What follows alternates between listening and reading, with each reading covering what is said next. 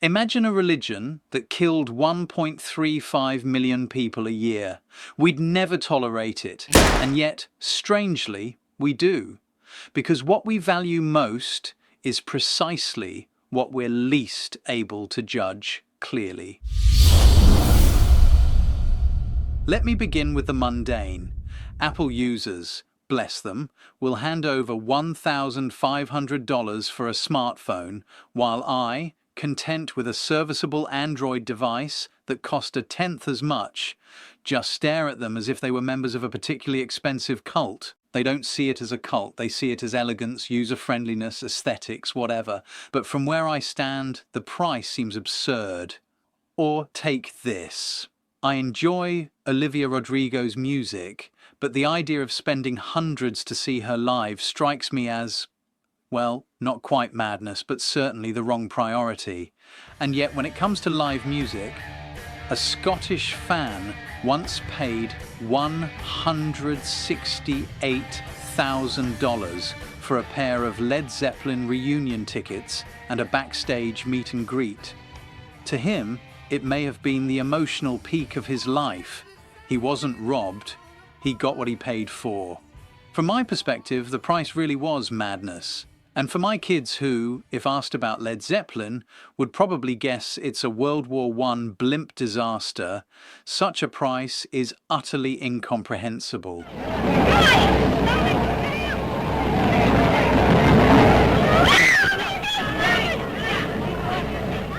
So, to most people, $168,000 is an irrational sum to spend on an evening of music.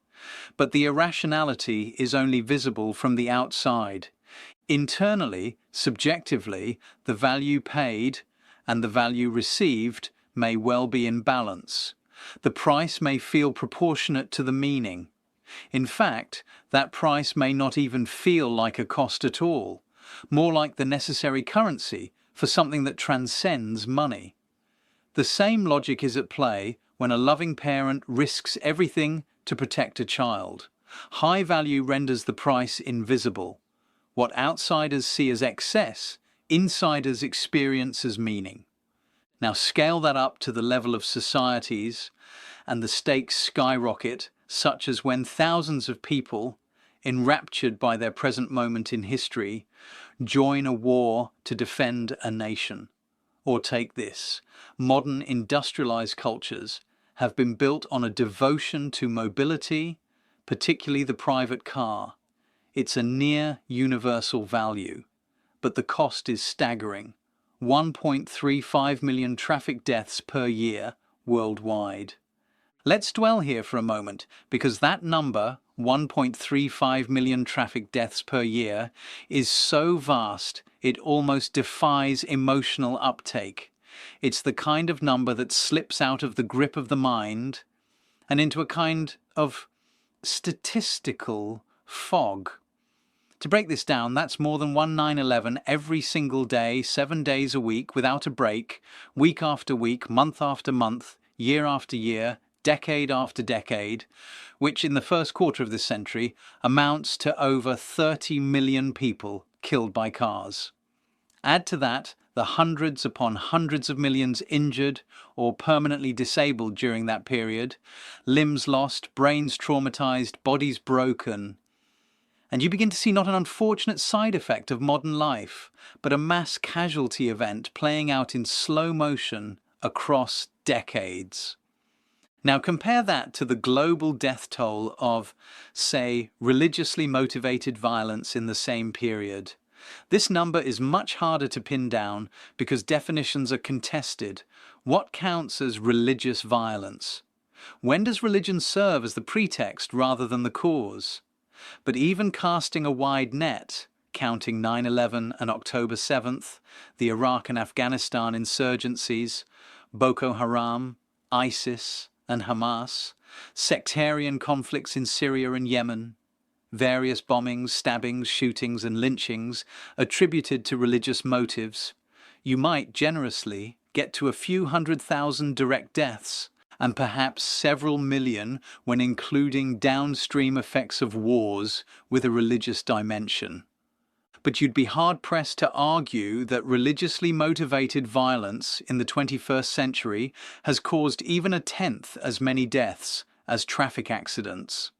And yet, events like 9/11 or October 7th utterly eclipse traffic fatalities in our cultural memory and our moral concern. The question is, why? Part of it surely is narrative. October 7th had a plot, as did 9/11. It had villains and victims, heroes and martyrs. It happened suddenly, traumatically, live on television. It struck symbolic targets. It invited allegory, vengeance, meaning. Traffic deaths, by contrast, are dispersed and mundane. There is no story. A child hit crossing the street, a drunk driver on New Year's Eve, a rollover in a ditch somewhere. It is all ordinary, all unremarkable. And so, paradoxically, it becomes less alarming precisely because it is more lethal. It is folded into the background hum of life. We do not see it, or if we do, we tell ourselves it is the price of progress. Like industrial accidents in the 19th century, it becomes a cost absorbed into the story of modernity. But there's another layer to this, a psychological one. Events like 9/11 or October 7th threaten not just bodies but meaning. They are experienced as moral violations, affronts to the symbolic order. A car crash, by contrast, is tragic but rarely registers as an attack on us.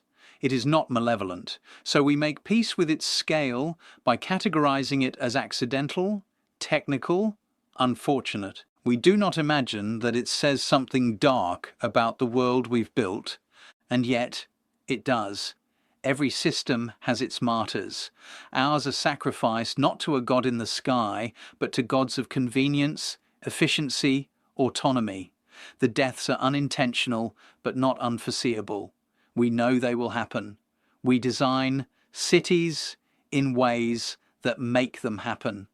We set speed limits that allow them to happen. We treat pedestrian lives as variables in traffic flow equations. These are not accidents in the strong sense of the word. They are policy outcomes. That may sound harsh, but it's only harsh because we've forgotten how to see value in costs that are silent, continuous, and unspectacular. We may think of religion as dangerous because its excesses explode, literally, into the public sphere. But the violence of car culture seeps instead. It doesn't declare itself, it just accumulates.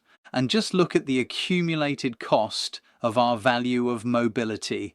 Not just the 1.35 million deaths and tens of millions of injuries per year, but pollution, environmental degradation, and the architectural desecration of our cities and countryside. A long, long time ago, I lived in rural Lower Saxony, Germany, and I still fly to that distant galaxy every couple of years or so. And almost every time I go, I'm struck by how much more car-centered things have become. Gone is the village baker, gone is the village post office. And in the nearest town, the grocery shop and DIY market have moved from the town centre to car-accessible, warehouse-like monstrosities, which now sit where I used to roam through open fields. God, I sound like an old fart. And speaking of ancient history, after the destruction of World War II, Hanover, the capital of Lower Saxony, became a pioneer in rebuilding Germany with the automobile in mind, necessitating a labyrinth of dark, graffiti-covered pedestrian underpasses that smell of urine and don't exactly feel like the safest places in the world. In contrast, the parts of German cities that were rebuilt to reflect older pre-car needs, say central Munich, walkable, human-scaled, preserving its medieval street plan, have retained a sense of beauty and conviviality that car-centered areas have lost. Also, roads don't just carry cars, they carve up landscapes. Each new road slices through ecosystems, dividing once continuous habitats into disconnected parcels. For animals, this fragmentation can be devastating. Larger species may find their roaming grounds suddenly halved or quartered, while smaller creatures face a constant game of Russian roulette every time they try to cross. Genetic diversity shrinks as isolated populations stop interbreeding and whole ecosystems begin to fray. What looks to us like an efficient transport grid is, to countless animals, a series of dead ends and danger zones. The forest doesn't just become smaller, it becomes incoherent. But here's the point. If, as an individual or as a whole culture, you value rapid, flexible, personal transport above other things, all of that kind of makes sense, at least if you don't think about it too much. It doesn't feel like a cost. It feels like progress. It feels like the background hum of modernity, so normalized that to reject it is to seem quaint, eccentric, or obstructive. If, however, you prize slowness, localness, ecological balance, or aesthetically pleasing living environments, the cost seems outrageous, even evil. The value itself is invisible from the outside. What's visible is the price, and we judge each other's values by the price tags we wouldn't pay. A Dutch cyclist might look at an American suburb and see a dystopia. An American driver might see the blessing of a wide driveway and a target 5 minutes away. The same logic holds in the realm of political philosophy. I'm inclined to favour individualism. When I look at communitarian systems, say aspects of China's social model, the trade-offs seem draconian: suppression of dissent, surveillance, enforced harmony at the expense of personal freedom. To a Western liberal like myself, China's curtailing of speech and personal freedom are outright grotesque. But from the perspective of someone who values social cohesion, stability, and collective identity, the price may seem entirely worth it. In fact, they may look at my culture's proliferation of identity crises, mental illness, and alienation, and wonder how we can live like this, how we can tolerate so much loneliness, disorder, and self-absorption. Both sides see the other's price as too high. Both are, to some degree, blind to their own. And coming back to religion, here it gets even sharper. In my 20s, during the Bush years, after 9/11, the new atheists made a point of tabulating the costs of religion: violence, repression, intellectual stagnation. Some of these criticisms were and are fair, but their view often overlooked the inverse, that religion is, for many people, the most deeply cherished value in their lives, and we pay most for what we value most. That's what makes religion dangerous. Yes, but also, paradoxically, or not so paradoxically, if you think about it, what makes it meaningful? The same is true of any ultimate value: democracy, honor, justice, love. Whatever we are prepared to die for can be by definition dangerously costly. If we accept this core insight that anything deeply valued has a price, and the more deeply valued the more the price seems worth it, then it should apply no less to Dawkins than to the devout, no less to Enlightenment rationalists than to medieval mystics. And yet the new atheists, Dawkins perhaps more than most, seem to believe that the rejection of religion was uniquely liberating, uniquely clarifying, and uniquely costless. Religion in their frame was the great affliction, the mother of all cognitive viruses, the explanatory parasite that needed to be scraped from the brain pan of humanity. Once removed, they seem to imply, one could live fully awake, lucid, and free.